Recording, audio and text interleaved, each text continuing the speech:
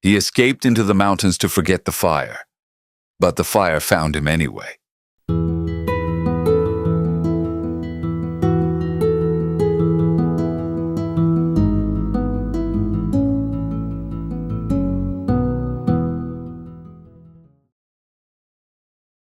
The fire had taken 3 lives, one of them 6 years old. He'd replayed the radio call 1,000 times. The voices, the silence, the moment he hesitated, just long enough to check the wind map one more time just to be sure. Just long enough to be too late. The city called it a procedural failure. The media called it a tragedy. The department called it early retirement. They didn't use the word fired. Honorable separation was the words used on the paperwork. Semantics notwithstanding, the message was clear. You don't belong here anymore. So he left. No goodbyes. No party with a gold watch. Just a duffel bag full of regret and an old pickup truck that barely made it up the mountains. He found a cabin the world had forgotten. It was uninsulated, half-roofed. It wasn't a place to heal. It a place to go numb. There were no mirrors inside. He hadn't seen his own face since the gas station mirror cracked under his fist. Most days he chopped firewood he didn't need.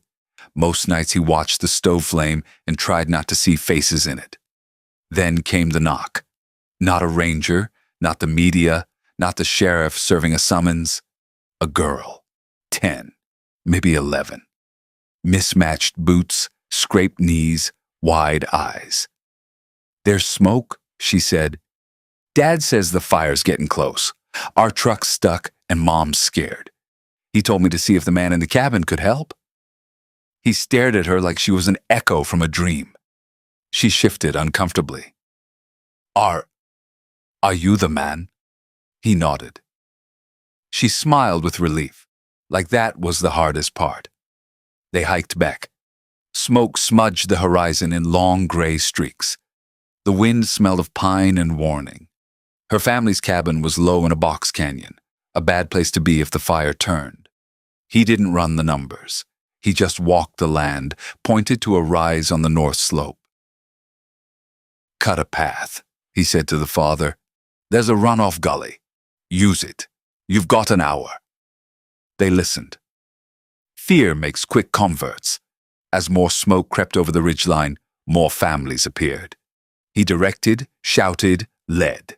He didn't wear a helmet, didn't need a badge. The people didn't need one. All they needed was steady hands and a voice that didn't shake. By nightfall, they'd moved 20 people to an abandoned ranger station 2 ridges up. He reinforced it with tarps and wet blankets. It wasn't entirely safe, but they would survive the next day. When the fire passed, not through them, but around them, they slept. He didn't. He sat by the fire outside, body sore, back against the stone, watching the sky burn blue behind the last threads of smoke. The girl came up to him quietly. She didn't ask about his past, didn't try to understand the way he stared at the flames like they might speak. She just handed him something. It was a folded napkin from a ration box, written in smudged pencil. Thank you for helping. Not saving us, not being brave, just helping. She didn't know the weight of it, didn't know she'd said the thing no one else ever had, the thing he never thought he deserved. She turned and walked away, boots crunching ash and pine needles.